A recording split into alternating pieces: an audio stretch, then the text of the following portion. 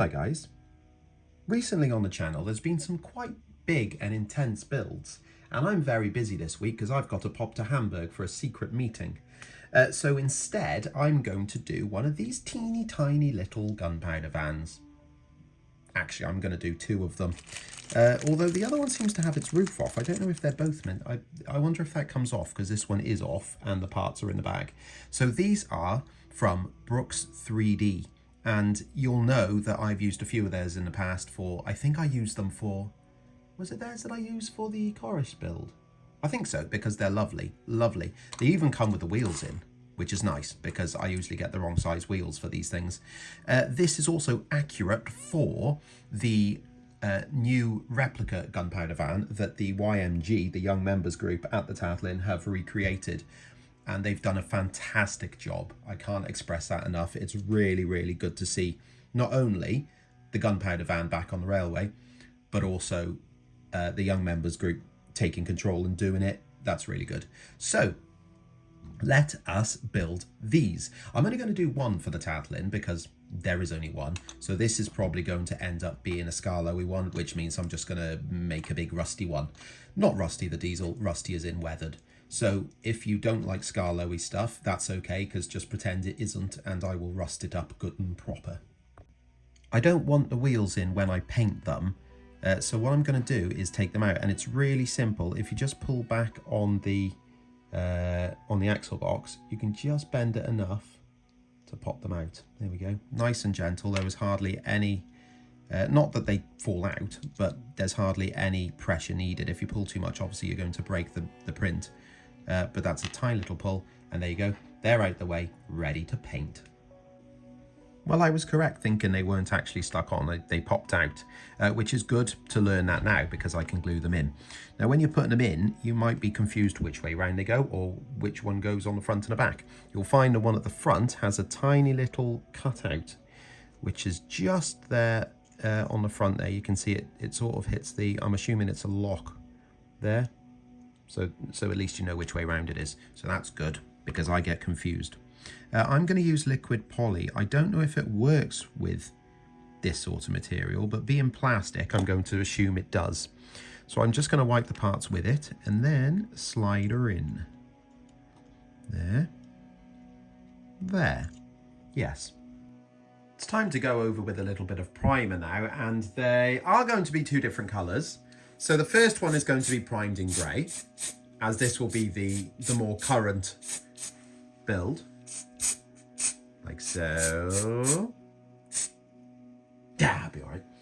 And then the second one is actually going to be for the Skarloey stock, as I've mentioned. That is going to be heavily weathered in rust, so that one's going to be red. You see? Red. Should have the fan on. Yeah, be all right. I'm going to start with this particular van first and then go on to the rusted one after. Now, I'm not actually going to use the primer as the main colour here, and I'm going to airbrush a colour on instead. This colour is one that I've mixed up myself. And if you go back to the videos on Mount Gwernal when I made the slate wagons, you'll see me testing different greys out and not being able to find one that looks close enough to TR grey that I'm happy with. So this is one I ended up coming up with. So I thought I'd make it in the same colours, so at least it looks the same when it's in a train of stock, with like the slate wagons and the incline and splay sided and things like that would run with it. Before I go in with any details on the body, I thought I would spray off the frame, and actually I'm going to go with a really weird colour for this one because this van is not like wood. I assume well it is wood, but it doesn't look like wood, so I'm not going with wood effects. So instead I'm going with a very fake wood colour, which funny enough is called wood. So, or wood something wood, woody something wood. But again, it'll have a couple of coats, but you can see it's a really, really sort of yellowy, almost child colour for wood colour. and that's the wooden frame being in wood. So I'm coming along and I am starting to tie in all the details in black, which tie them in as in the body and the frame start to come together now because they'll all have black on them. The frame, I'm a bit self-conscious about the colour, but yes, okay, it is meant to be wood because it is wood, but it's also like a really strongly fresh varnish wood. So whilst this doesn't look like wood, because it doesn't, I'm going to assume that when I start to get black onto it, as in not okay, yeah, it is a black wash, but it's not a black wash like I usually use because it's such a fresh bit of rolling stock. I don't think it needs to be washed. I think the frame needs to be washed, but the body itself needs to be squeaky clean pretty much. Bit of a pin wash, I think, to get into all the, you know, like the door and things like that. But apart from that, I don't think there's anything it really needs for weathering. But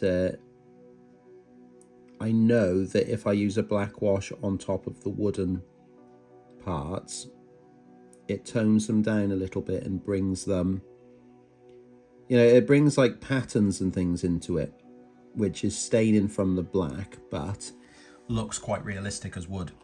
So I will do that. But first I'm going to go over all the black parts. And this is funny because when you paint things like TR vans like this is a really weird nostalgic trip because it's one of the first pieces of rolling stock I think I had when I was back as a teenager, and I remember it being so sloppy and, you know, the paint sprawling across the body. And it's really nice to see, even though I'm doing this freehand, how much more time, or, you know, how much better I've got at doing it. Because I was thinking, oh, I'm going to have to mask this up to paint, but I don't think I do. I think it's coming out quite nicely and all the parts are looking fresh. So I'm quite happy with it. And if you are not, can you not let me know? Because of the sadness it will bring me.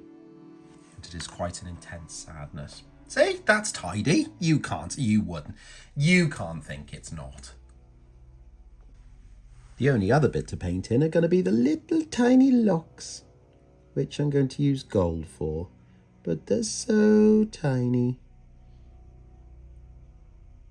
Although I've executed that perfectly, which is good because I can only do that once. So I think I need decals for this, but they don't make them. So let's see what I've got in my little box of decals and come up with something. Now, I had a really good way of doing rusted wagons, and I can't find a video on how I did it, nor can I remember. So I'm going to go and just almost try and do a wash with a watered down weathering powder just to see what happens. I'll probably start building this up in layers actually, just to try and get something. I don't know. I don't know what happened with this one. I just don't know where I'm heading with it. But that's okay, because you have to be optimistic, my doctor says. So I'm going to keep, what I'll probably do is do this base, and then maybe I'll just do chipping on it.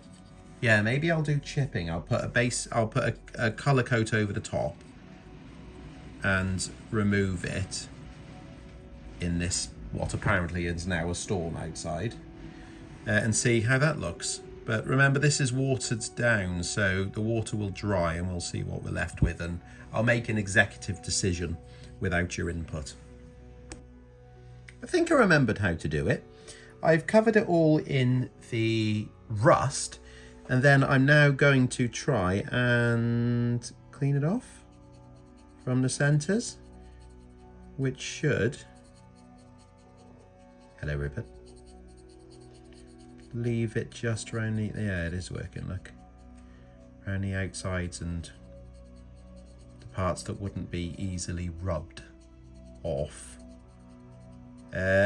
You might also see that is no longer in the red oxide primer. I decided to go over it with a grey primer because, well, there was two ways you could do it. There was going to be putting the rust on and then painting on top, or there was just doing the colour and then putting the rust on like this, and I decided for this would be absolutely fine. In fact, it's working quite nicely. Comes off pretty easily, and then you get this really nice effect. And I'm going to do that all over because I've decided that whilst it probably should be a wooden it should be wood really, shouldn't it? Damn it. Am I going to have to redo the bottom? Yes, I'm going to do it in wood. Right, so when it comes to doing the wash, I'm actually going to do quite a light wash. I know that doesn't look light, but that's because I haven't put the water on, because I forgot. There we go. I'm just going to keep washing it off this one because this is new. So let's keep washing her down. Like so, all the way down. I do want it, however, on the wood at the bottom because that's going to stain it and make it look a bit more like wood. Which I think it is now I've looked at pictures. I think I said before that I think it was like painted, but it is actual wood that's been varnished to one hell of a colour. Oh, that looks like it's not. That's not had much varnish at that bit, look. Oh dear. Dramatic effect. There we go. Right, that'll do. I'll just let that drain off and we'll see how that one looks. Something like that. Yes, like that. I'll put that there and I'll look at this one, which is actually going to be a little bit more heavy. So again, I don't really want too much water on this one. And I've done other wagons in this style, and when the wash is left on, it just makes it look like really tired. So we'll call that one George. Tired of life. That's a joke. That's a joke. Well, there we go. They're both done and they're on the layout. You can see the Talyllyn's version at the front on the right, and also the Skarloey version on the left at the back. Now, I have done that Skarloey one in rust because I think it looks nice, and if I zoom out a little bit, you see that there's a few other wagons there that's the style that I've gone for these Skarloey wagons. But unfortunately, I've been advised this morning that the Skarloey gunpowder van was actually in red oxide primer, which I could have just left before, and that would be a lot less work. But I didn't know that, and actually I don't think it would fit in quite well with my wagons. I really like that all the metal bodies are all at the same sort of level of disgust and upset to look at them.